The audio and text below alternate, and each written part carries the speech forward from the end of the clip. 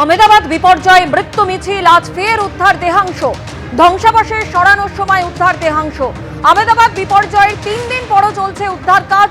ধ্বংসস্তূপ সরানোর কাজ করছে বিপর্যয় মোকাবিলা বাহিনী। আজই এসেছে ব্রিটেনের একটি প্রতিনিধি দল। অন্যদিকে আজ ধ্বংসাবশেষ সরানোর সময় উদ্ধার হয়েছে দেহাংশ। সরাসরি আমাদের প্রতিনিধি ব্রতদীপ ভট্টাচার্য আমাদের সঙ্গে রয়েছেন। ব্রতদীপ, এখনো হাসপাতালের বাইরে লম্বা লাইন, অনেকেই আছেন যারা কিন্তু তাদের পরিজনদের কোনো খোঁজ পাননি। এদিকে যেমনটা জানা যাচ্ছে যে এই ধ্বংসাবশেষ সরানোর সময় আজ বেশ কয়েকটি দেহাংশ উদ্ধার হয়েছে, ঠিক কি খবর? দেখো, আজকে সকাল থেকেই কিন্তু এই ধ্বংসাবশেষ সরানোর কাজ আবার নতুন করে শুরু হয়েছিল এবং তারপর থেকেই দেখা যায় একের পর এক অ্যাম্বুলেন্স এই ঘটনাস্থলে ঢুকছে এবং বেরোচ্ছে। তারপর বিকেলের দিকে ঠিক যেখানে এই হস্টেলের 4টি ব্লক রয়েছে এবং যে ব্লকগুলি ভস্মীভূত হয়ে গেছিল, মূলত যেই জায়গায় বিমানের সামনের দিকের অংশটি পড়েছিল সেইখানে ধ্বংসাবশেষ সরানোর কাজ শুরু হয়। আমার সহকর্মী সন্দীপ সেই ছবিটাই তুলে ধরছে যে হস্টেলের যে 4টি ব্লক যেগুলো কার্যত ভস্মীভূত রয়েছে তার লর্নে ওই বিমানের সামনের অংশটি পড়েছিল। আজকে সেই অংশটিকে সরানোর চেষ্টা করেন এনডিআরএফ কর্মীরা এবং বাকি উদ্ধারকারী দলের বাকি সদস্যরা।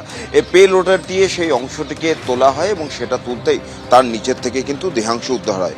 এরপরেই তারপর সেখান থেকে অ্যাম্বুলেন্স নিয়ে আসা হয় এবং বডি ব্যাগে করে সেই দেহাংশ নিয়ে যাওয়া হয়। এবং যেটা সূত্র মারফত জানা যাচ্ছে, সকালেও একাধিক জায়গায় এরকম ধ্বংসাবশেষ সরানোর সময় দেহাংশ পাওয়া গিয়েছে এবং আশঙ্কা করা হচ্ছে যে বিমানের বাকি যে অংশগুলি পড়ে রয়েছে সেইগুলিকে সরানোর পর সেখান থেকেও কিন্তু আরও দেহাংশ উদ্ধার হতে পারে।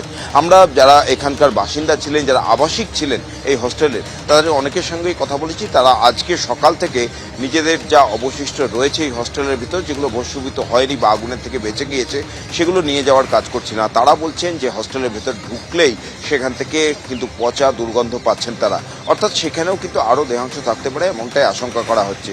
ইতিমধ্যে তারই মধ্যে তদন্তের কাজও কিন্তু চলছে। আজকে সকালবেলায় একজন এভিয়েশন সিকিউরিটি এক্সপার্টকে নিয়ে আসা হয়েছিল নিউ ইয়র্ক থেকে। তিনি এসে ঘটনাস্থল পরিদর্শন করে যান এবং একই সঙ্গে এআইবির যারা সদস্য রয়েছেন তারা গতকাল থেকেই কিন্তু নাগাড়ে এই তদন্তের কাজ চালিয়ে যাচ্ছেন। এয়ার ইন্ডিয়ার যারা কয়েকজন আধিকারিক তাদেরকেও কিন্তু ডাকা হয়েছিল এবং তারা এই ঘটনাস্থলে আসেন, তাদেরকেও জিজ্ঞাসাবাদ করা হয় এবং এই বিমানের সম্পর্কে যাবতীয় যা তথ্য নেওয়া হয়। এনডিআরএফ কর্মীরা লাগাতার এখানে এই উদ্ধার কাজ চালিয়ে যাচ্ছেন। গতকাল আমরা দেখেছিলাম যে বিমানের যে পিছনের অংশটি সেটা এই হোস্টেল ক্যান্টিনের ছাদে আটকে ছিল, সেখান থেকেও ধ্বংসাবশেষ উদ্ধার হয়েছিল, সেটাকে নামানো সম্ভব হয়েছে। কিন্তু এই যে অংশটি যেটা এই হোস্টেলের 4টি ব্লকের সামনে পড়ে রয়েছে সেটা আকারে আয়তনে এতটাই বড় যেটাকে বের করা সম্ভব হচ্ছে না। আজকে সেটাকে একবার তোলার চেষ্টা করা হয়েছিল, কিন্তু তোলার পরেই সেখান থেকে ধ্বংসাবশেষ বেরোয়, সেটিকে আবার নামিয়ে দেওয়া হয়েছে এবং সূত্রের খবর সেটাকে ছোট ছোট অংশে কেটে তারপরেই এখান থেকে বের করা হবে। সোনালী, ধন্যবাদ ব্রতদীপ।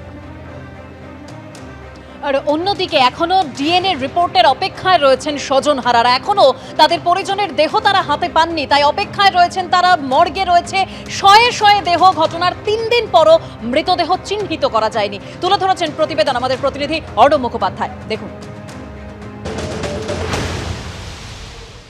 72 ঘন্টা হয়ে গিয়েছে কিন্তু সুরেশ মিস্ত্রি তার মেয়ের দেহ এখনো অবধি হাতে পাননি। আমরা দেখতে পাচ্ছি যে সেই ছবি।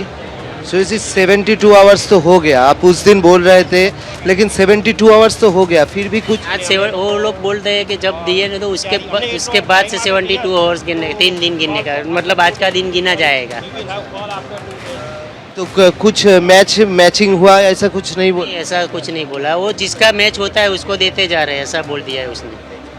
और कुछ सब ठीक ठाक चल रहा है क्या, हैरेसमेंट कुछ हो रहा है? अरेंजमेंट उसका भी कोई गलती नहीं है क्योंकि इतना सारा वो बॉडी तो पूरा है ही नहीं, वो तो उसको मिलाना।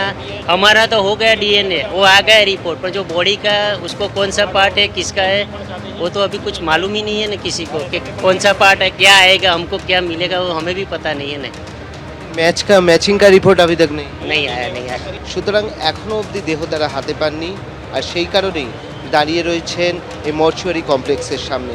ক্যামেরায় উজ্জ্বল ঘোষের সঙ্গে অর্ণব মুখোপাধ্যায়, এবিপি আনন্দ, গুজরাট।